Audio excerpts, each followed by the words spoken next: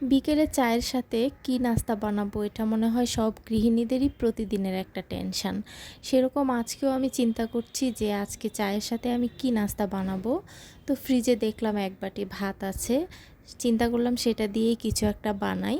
তো নিয়ে নিলাম সাথে কিছু কাঁচামরিচ আর একটা পেঁয়াজ, সেগুলোকে কুচি করে আর ভাতগুলোকে নিয়ে একটা ব্লেন্ডারে দিয়ে দিলাম। সামান্য একটু পানি দিয়ে এটাকে ব্লেন্ড করে নিলাম। ব্লেন্ড করার পরে দেখতে পাচ্ছেন এরকম হয়েছে দেখতে।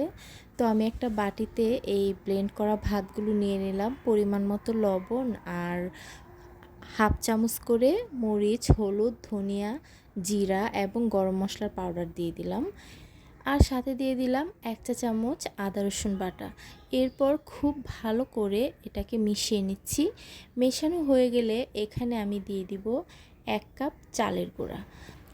চালের গুঁড়া দিয়ে তারপরে হাত দিয়ে খুবই ভালোভাবে মিশ্রণটাকে মিশিয়ে নিতে হবে। আর এটা মেশানো হয়ে গেলে দেখতে পারবেন যে শক্ত শক্ত একটা ডোতে পরিণত হয়েছে। আর এরকমই একটা ডো আমার আজকে প্রয়োজন। তো দেখতে পাচ্ছেন মোটামুটি শক্ত শক্ত করেই তৈরি করতে হবে, যাতে এটাকে আমার ইচ্ছা মতো শেপ দিতে পারি। ডোটা ভালো মতন মাখা হয়ে গেলে এরপর আমি এর থেকে অল্প অল্প করে ডো হাতে নিয়ে কাটলেটের মতো শেপ দিয়ে নিব।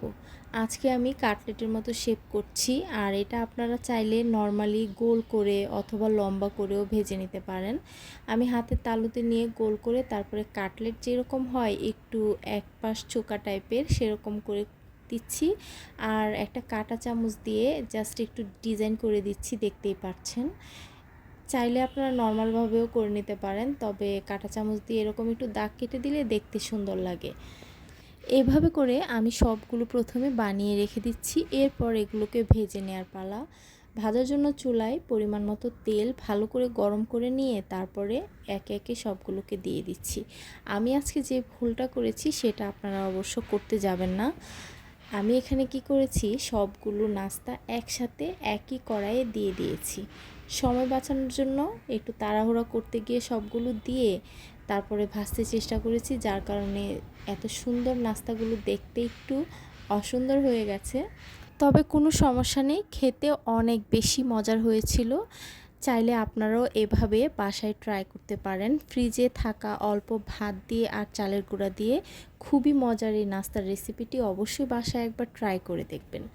আর ভাজার সময় যখন এক পাশ ভালো করে শক্ত হয়ে যাবে তখন উল্টে আরেক পাশ দিয়ে দিবেন, আর এভাবে উল্টে পাল্টে এরকম মচমচে এবং লাল লাল করে ভেজে নেবেন, তাহলে দেখতে পারবেন অনেক বেশি মচমচে হবে। আর নাস্তাগুলো কতটা মচমচে হয়েছে আপনারা তো দেখতেই পাচ্ছেন।